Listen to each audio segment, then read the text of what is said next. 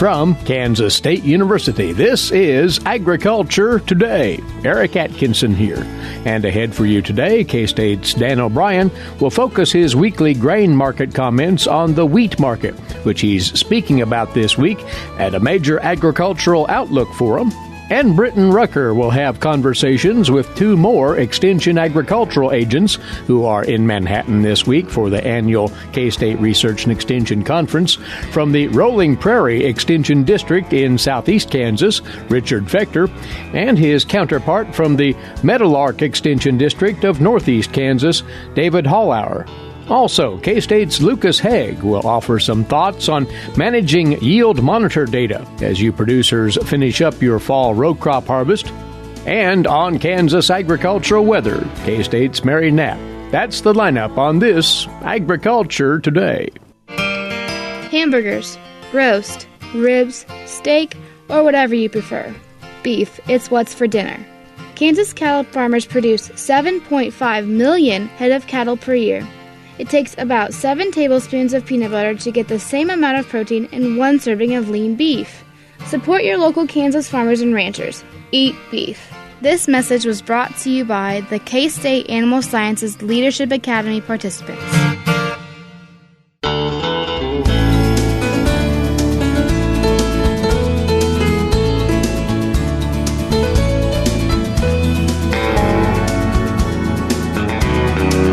You're listening to Agriculture Today, and we're glad to have you along once again as we open up the Friday edition on the grain markets, and specifically this week centering on the wheat trade.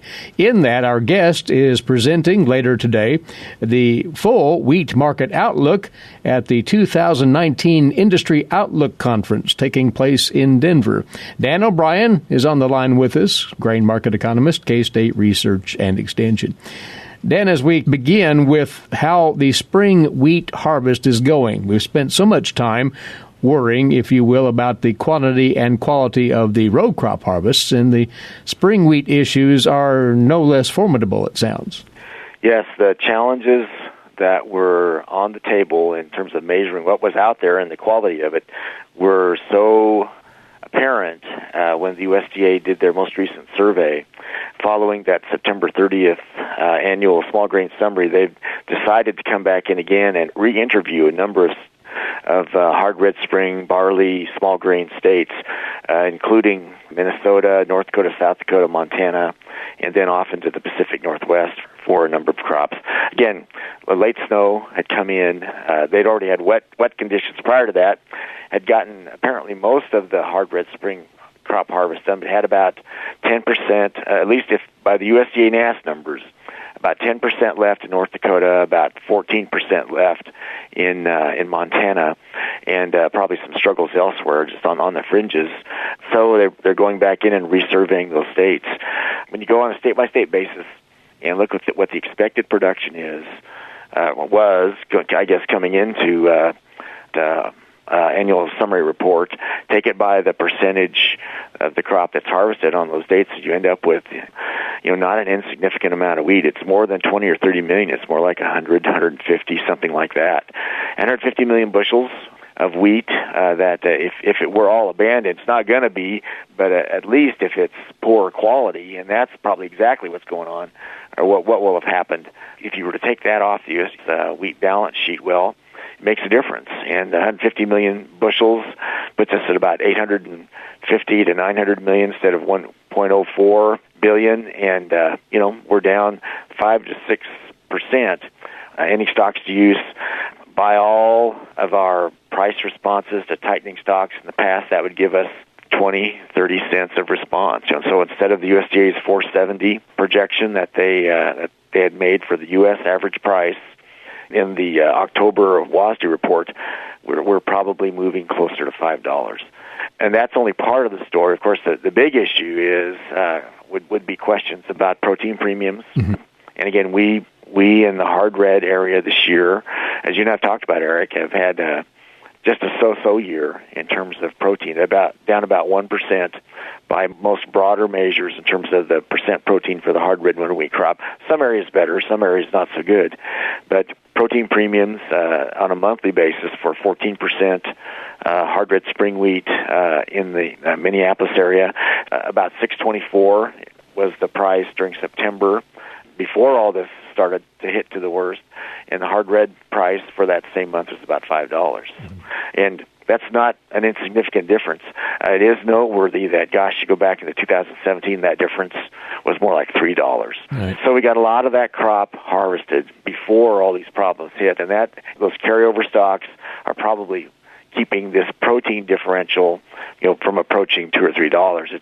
So it's still some, but when the USDA comes out, resurveys those numbers and presents that in the upcoming November crop production and WASDE reports, we'll just have to see what the quantity issues are, and keeping in mind that we'll have a real disparity in the hard red spring wheat numbers in regard to what was harvested early on of good quality and what got caught by the late bad weather and probably isn't as good a quality. Broadly speaking, though, on the wheat stocks end of it, those numbers are large, but they are tightening. They're tightening. It's kind of the case of if this were a thermometer and higher temperatures meant larger stocks, well, instead of 95 degrees, we'd be about 90 degrees or 89. So we have seen a decrease in U.S. ending stocks and stocks to use over the last several years, but we're still at relatively high levels. I think the latest, as I recall, the latest USDA projection was 1.043 billion bushels and that's down from 1.08. Stocks to use at 49% instead of 53% last year. For hard red, we had ending stocks at the end of that last marketing year of 732 million bushels, and this year we're down to 491. So that's a real tightening up. But our stocks to use was well over 70% last year. Now we're down to about 57. So we still have a lot of wheat. The hard red spring numbers are, of course, what we're most sensitive to, what we've just been talking about. They had been projected to increase from 263 up to 308. Well, we just talked about 150 million bushel differential, at least in the quality of what they have, if they're even able to get some of that. So that number seems destined to tighten up and to reverse what was stated basically for the trend in that October WASDE report. And contributing further as we look at the wheat export scene and evaluate it, why, again, that is not a robust scene, but it certainly is showing some signs of life, just put it that way. As many farmers would tell me, it's percolating along.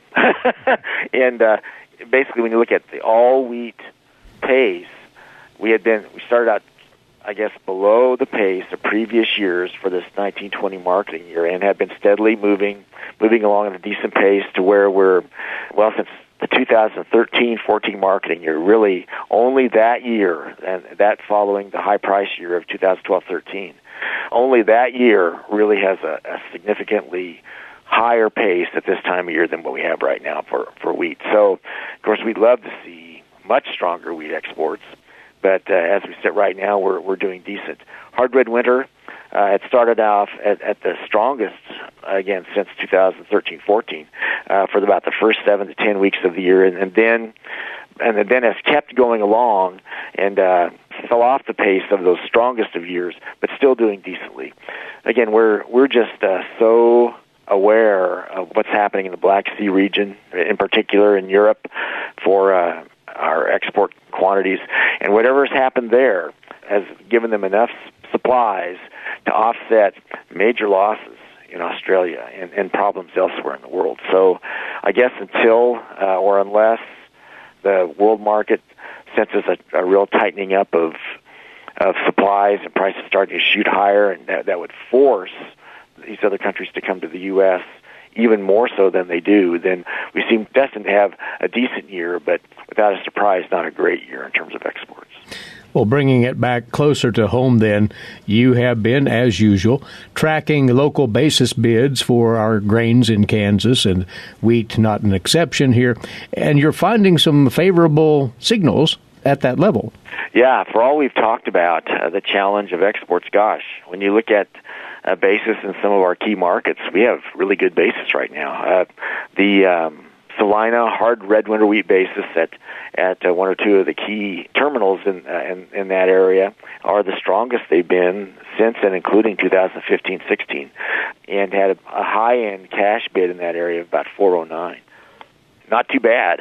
That's a 16-cent basis. And, we at times in the past, and you can easily find over the last several years where we've been closer to 40 and sometimes $1 under. So, 16 cents is pretty good. And we do have new crop bids way out into July 2020 of $4 to $4.10 in that area. Loan level is 303. So prices appreciably above that. We do have some carry in the market. Well, from the D's to the March contract, about 4.5 cents a month, about 4.25 from March to May, about 4 and 5/8 from May to July. So we have positive carry going out, at least out even to September 2020. If a person has wheat in a bin and could do a storage hedge, you could capture that and possibly any further basis improvement, although, this is a pretty good basis. So I think grain elevators that have wheat in long-term storage, that's probably what they're doing, and making 4, 5, 6 cents or more a month, and more if there's basis improvement. Farmers, typically we have cash flow needs that have worked against us holding wheat that long, but yet there's some decent money in the storage of that if we can lock in the futures price and not just let any gains, quote, get away from us later on. But again, where we're sitting right now, what we have is pretty good basis, and we would love to have even better exports than we have. We've been taking here from Dan's presentation on the wheat market outlook at the 2018 Industry Outlook Conference in Denver, and it's also posted, that very presentation, on the agmanager.info website if you'd like a closer look. Dan, good luck with that very presentation later on. We appreciate your time right here. Thanks, Eric. Take care. He is a grain market economist with K-State Research and Extension, Dan O Brien. He's along with us every week at this same time. When we come back, Britton Rucker continues her conversations with county and district extension agricultural agents from around Kansas who've been in town this week for the annual K-State Research and Extension Conference. That after this. You're listening to the K-State Radio Network and Agriculture Today. Legal and financial concerns surround the day-to-day management of the agricultural industry. Producers, ag creditors, and USDA agencies rely on Kansas Agricultural Mediation Services. If you've received an adverse decision from the USDA or have an ag credit concern, call today 800-321-3276 or visit us online. Kansas Agricultural Mediation Services, exploring options, generating solutions. From Kansas State University, this is Agriculture Today. I'm Britton Rucker. Each year, we ask extension agents from around the state to join us and discuss what's been happening agriculturally in different programs and projects that are working on. And they are currently in Manhattan for the annual Research and Extension Conference. Among them is Extension Agent Richard Fechter from the Rolling Prairie District, which covers Chautauqua and Elk County in the southeast portion of the state. Richard, thanks for being here. Now, what is the cornerstone of agriculture in your district? In our district, we are mostly cattle. We have mostly cattle and livestock production. We do have some crop acres, but not a large percentage. The majority of it is cattle, grazing, feeding cattle, but cows and calves is a big part of it. Now, how has that been going economically? It has been a challenge. Won't lie to you about that. Some producers are a bit concerned, especially with the trade tariffs and everything that's been going on in the world today, but they're hanging in there and they're optimistic for better times ahead. Now, what are some projects you are focusing on? Well, right now we're working on, in next month, we're going to have a Farm Bill meeting where we're working with our local FSA office to update our few crop producers that we do have on the Farm Bill and the options that they have. And then in January, we are working with Greenwood County as well on a Women in Ag program and doing some financial management with them. Now, is that the first time you ever had a program like that? That is a very new program for us, yes. It's a series. We're having it once a week through the month of January. We're optimistic to see how that goes. We're excited about it. We think it's got a lot of potential. Now, are there any projects that you guys are looking forward to roll out? That is the main one right now. Rolling Prairie and Greenwood County Extension are doing a lot of ag programs together. Our counties are similar. Our producers are similar. So we've got some ideas upcoming later this upcoming spring and summer and next fall. Now, Richard, you're the outgoing president of the National Association of Cattle Agricultural Agents. When you came in as president, what did you see as the main objectives when you began your term? Being president of the association, which is a tremendous honor.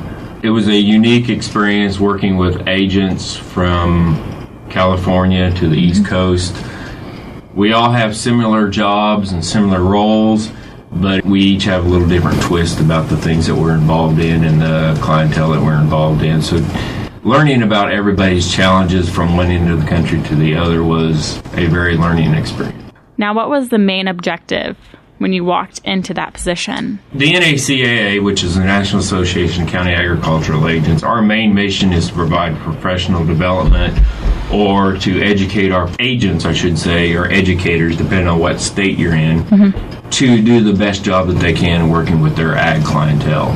Now, how did you impact that situation? As president, we worked with the host state. This past September, a month ago, we had our national meeting in Fort Wayne, Indiana. And the host state, Indiana, does a majority of the planning, but as the president of the board of NACA, I'm responsible for the total program and the content and kind of the general direction that we want to go with it. Now, what are some issues you kind of talked about of the leadership that you've encountered in the past, and how are you dealing with that? Whether you're in Kansas or Wyoming or New Jersey, many of the agents are dealing with some of the same issues. There's farm stress on the farm families, irregardless of what type of ag field that they're in, whether it's livestock, crops. There's a lot of stress out there on ag producers, needless to say. Succession planning is a very hot topic and a big issue across the country. How these farmers or ranchers that are retiring are going to pass on their operations to future generations, and how they can do that with losing the least amount of money and still having a successful operation for those future generations. And are you providing kind of aid to that? We are. Each state's going about it a little bit different, but we are constantly trying to improve that process and help those individuals out that are wanting and needing that help. And we're working with some of the other farm organizations around the state, Farm Bureau, some of the livestock associations, the crop associations, or producer groups. We're all kind of involved in this process at varying levels. As a professional, what are agents doing to remain on top of these changing times in agriculture? I mean, we are constantly reading, trying to keep update, searching the internet, visiting with some of our innovative producers at our own level, our own county or district level. Just anything we can do to try and stay on top of the game. So as a national officer, going back to that, you had the chance to kind of compare agents across state lines. Where do you see Kansas ranking in that? Every time I would get together at a national meeting or with my national board, it was very evident that Kansas has such a much better extension system than many of our states. By having the grassroots level and the connection with our local communities, we are so far ahead of the other states as far as an extension system, and being able to deliver that information to our local people. I thank God every day I'm in Kansas Extension compared to some other states' extension systems. Well, thanks, Richard, for being here. That is Richard Fechter from the Rolling Prairie District, which covers Chautauqua and Elk County in the southeast portion of the state. And the final ag agent we'll speak with this week from the northeast portion of the state is David Hallauer of the Meadowlark District. The Meadowlark District entails counties such as Jackson, Jefferson, and Nemaha. David joins us via phone from the conference activities across campus. Good morning, David. Good morning. Now, David, go into a little bit of the cornerstone of agriculture in the Meadowlark District. Well, like many northeast Kansas counties, our predominant cropping system would be corn and soybeans. We get a little bit of wheat in some of our rotations and actually seeing a little bit of an increase in some sorghum acres across the district. But for the most part, corn and beans are our crop production focus.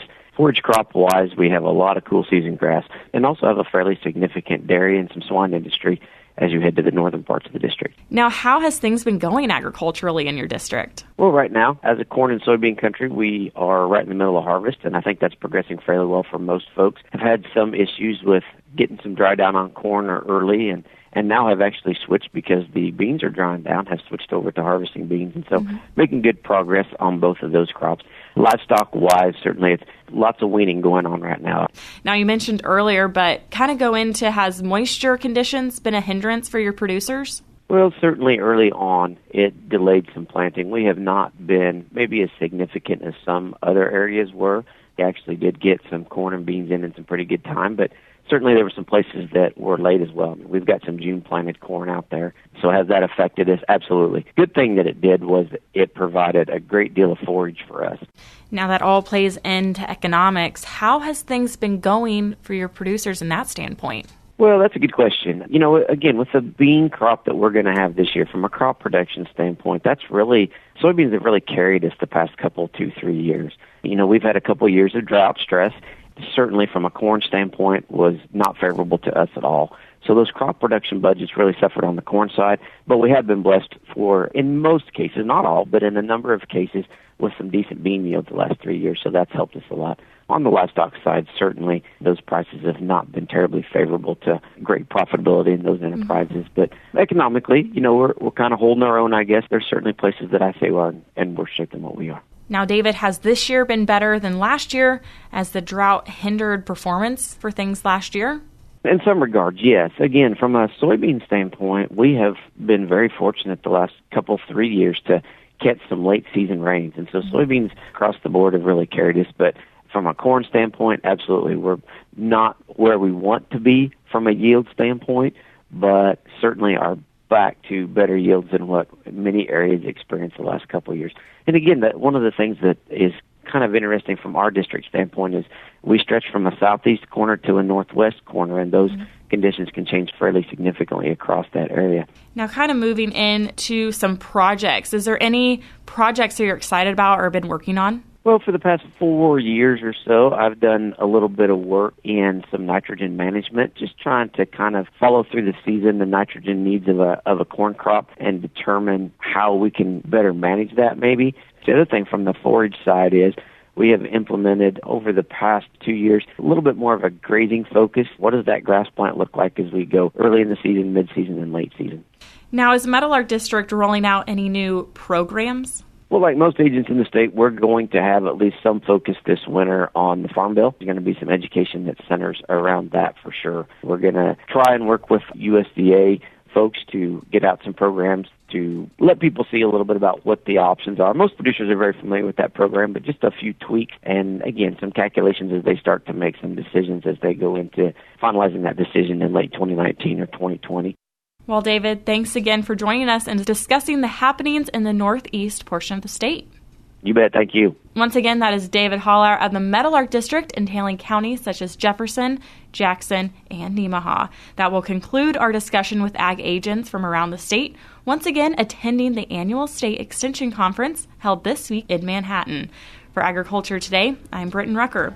When we return, Eric will have more, all here on the K-State Radio Network.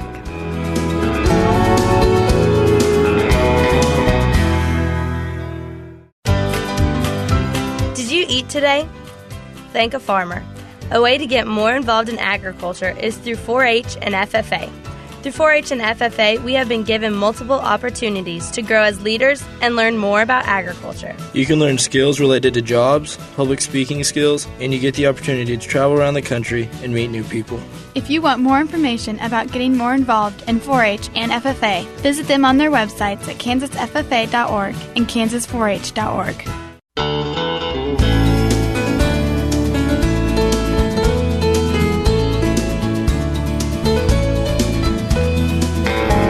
Welcome back to Agriculture Today. Eric Atkinson with you. Well, among the other K-State Research and Extension folk who drifted by our studios for a chat this week during annual Research and Extension Conference, K-State area agronomist for Northwest Kansas, Lucas Haag. And Lucas had a timely message to share with you row crop producers about harvest time crop data management. Well, Lucas, we are forging ahead through our row crop harvests in Kansas. Producers are collecting that yield data to get a handle on their production and what's happening spatially within the field. So you have some things you want to share with producers about managing that data post-harvest that would be timely for them to think about, you say. Yeah, so, Eric, even though we're partway through harvest, there's some things to keep in mind. For a lot of the yield monitoring systems that are out on the market, it's not too late to do a good calibration. Some of the systems that are out there will actually, even if you do a calibration on the last day of harvest, it will apply that calibration back to everything. And so and it's important that we get that done in the field and actually at some different flow rates as your owner's manual would suggest. Oftentimes I hear the comment of, well, we'll calibrate it at the end of the season with our scale tickets and we'll make it equal, we'll calibrate it that way. People should keep in mind that when we do that type of post-harvest calibration, just because you can make your yield data match your scale tickets is not a sign of a well-calibrated yield monitor. And the reason I say that is, if your yield monitor is underestimating by 10% in the high-yielding areas of the field and is overestimating by 10% in the low-yielding areas of the field, you can still end up with the same number on average, but your yield data and that yield map is not really representative of what actually happened out there. So just because total bushels equal total bushels, just because you can make that happen, doesn't necessarily mean you've collected high quality yield data. And so there's still an opportunity to make sure we're well calibrated. Of course, at the end of the season, I think the first thing you should always do is if you're using cards to actually make a copy of that entire card of the raw data before you run it through any software, because then you always have that. You can always go back to that data. If you move to a different vendor, a different cloud platform, or a different piece of software later, you can always go back and get at that raw data before it's been adulterated by any software. And so get that card out, make a copy of it. On my own hard drive, I just keep a list of folders. I make a folder called 2019 corn harvest, and I'll copy everything off that card into that folder.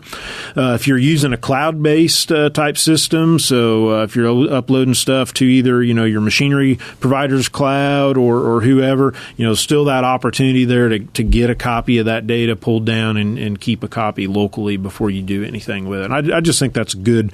Hard drive space is cheap today. I think that's just a good practice to get into. The idea here is to maintain the integrity of your data and be sure that you've got it backed up, but beyond that, make sure that what you have is of value to you when you go do analyzing. Yeah, exactly. And so there's a lot of times we take this data and run it through software. Sometimes we know how it's manipulating that data, and sometimes we don't. And so it's always nice to have that, be able to go back to that raw copy, because software continues to evolve. The way we process yield monitor data continues to improve, and again, you go back to, I think there's a lot of value in having long-term sets of yield data so we can really identify those areas of the field that are consistently high-yielding versus consistently low-yielding. And so building that record through time lets us identify those areas, lets us look at phosphorus removal over time, for example. And so as we continue to improve our way of handling and processing that data, it's always nice to be able to go back and get to the source of that data. One last thing here on this that is prompted by something you said.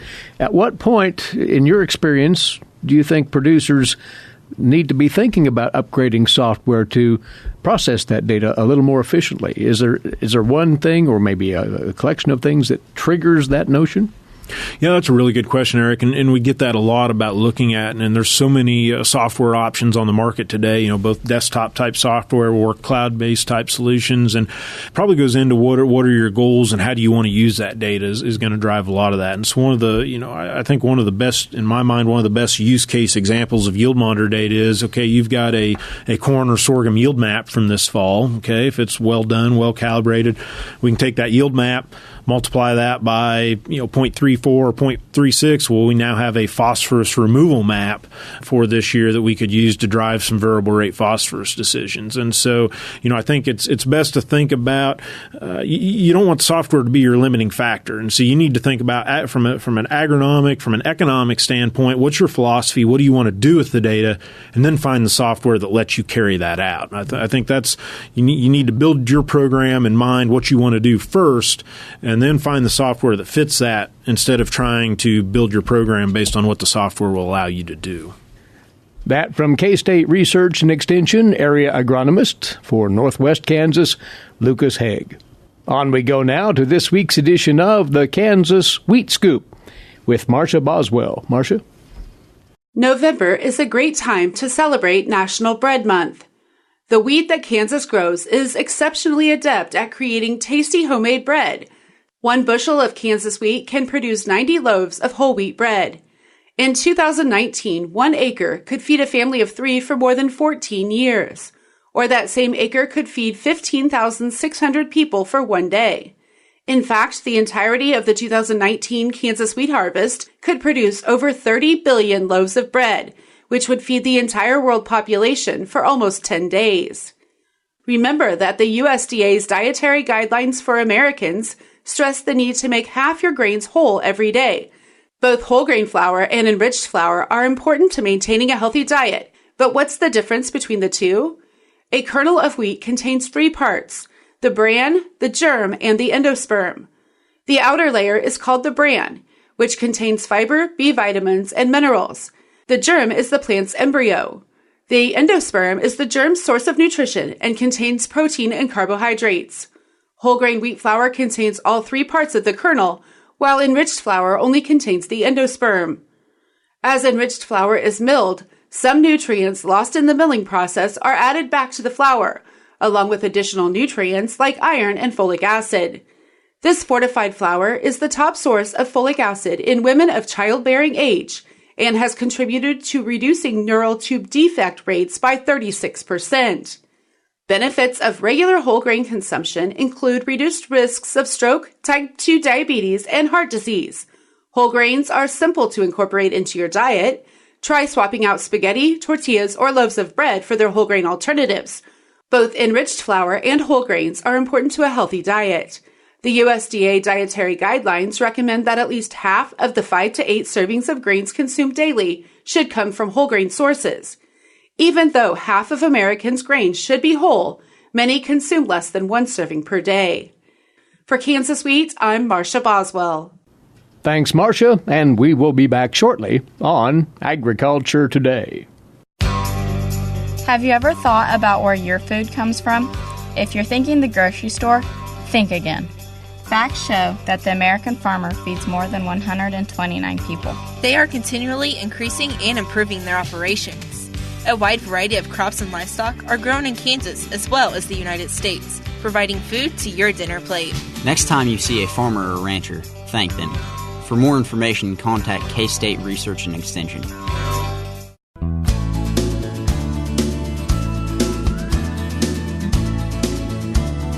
Welcome back to Agriculture Today, and to top off this Friday edition, our regular look at Kansas agricultural weather. On the line with us now is Mary Knapp, climatologist with K-State Research and Extension. Good enough to take a few moments from her road trip to visit with us here. As was forecast last week when we talked to Mary, it's been a dry week accommodating field work, but now that dryness is starting to become a little more serious in more and more places around Kansas. Right. We had an expansion of both the moderate and severe drought. It's a fairly narrow band in western Kansas, but very difficult to deal with at this time of the year for them. It is, of course, fall planting season for wheat and canola, among other things, and this dryness is not helping matters. And unfortunately, it doesn't look like that it's going to abate anytime soon. There is a chance of moisture in the outlook, but the quantitative preset forecast for the next week is looking at maybe as much as 1/4 of an inch, which may slow deterioration, but it's not going to be enough to improve things much. And central Kansas, is it starting to show the strains, if you will, of this dryness as well? There was a little bit of an expansion in the abnormally dry in that area, but mostly in the areas where soils are of the sandier nature and don't retain their moisture as well as some of the other areas. So, yeah, it's not a good time for drought improvement. We don't normally see a lot of moisture at this time of the year, so improvements will be slow. And looking back again at this past week, we've seen fairly steadily a decline in temperatures, which would seem, Mary, to be typical for this point of the fall. Right. A little bit on the cool side, but again, not a dramatic departure from normal. We were looking at 3 to 4 degrees cooler than normal in the northwest to about the same warmer than normal in the east. So it was kind of a mixed bag on that, on the temperatures. We do have some colder air that is expected starting basically today and going in through the weekend, where we'll see temperatures drop into the 20s again in western Kansas. And again, this kind of weather pattern only serves to complicate the dry down of these crops. That pace will be extraordinarily slow with these cooler and cloudier days about.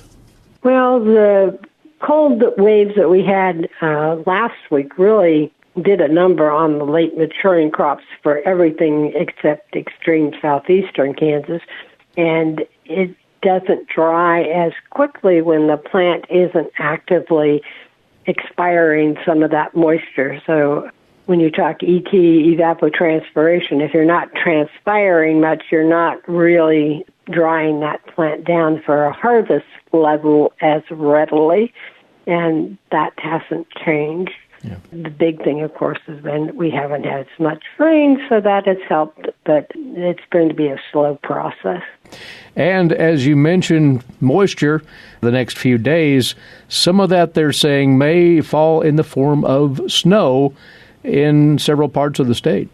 Right. Even as far east as Manhattan, they are talking about snow flurries on the 30th.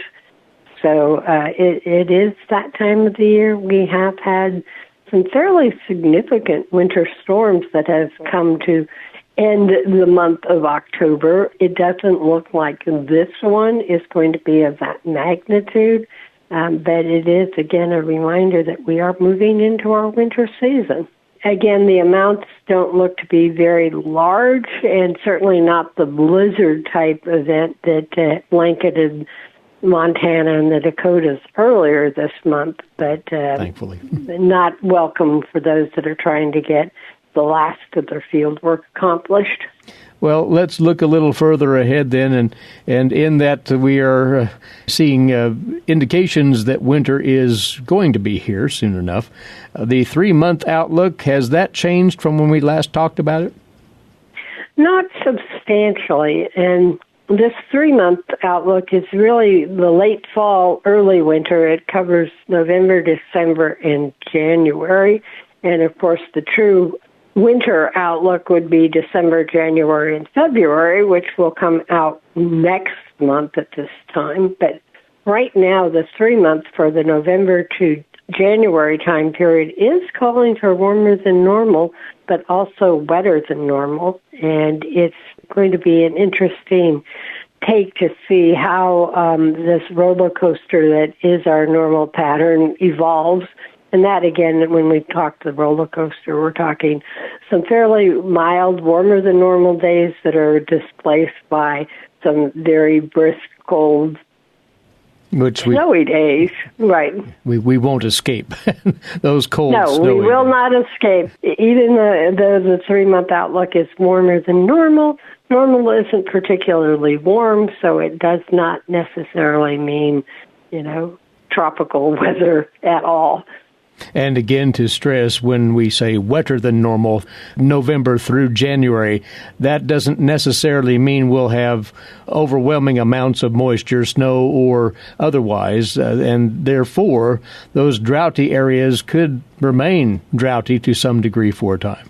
Right. We don't typically see a lot of moisture during these months, so again, wetter than normal, as you note, is not necessarily very wet.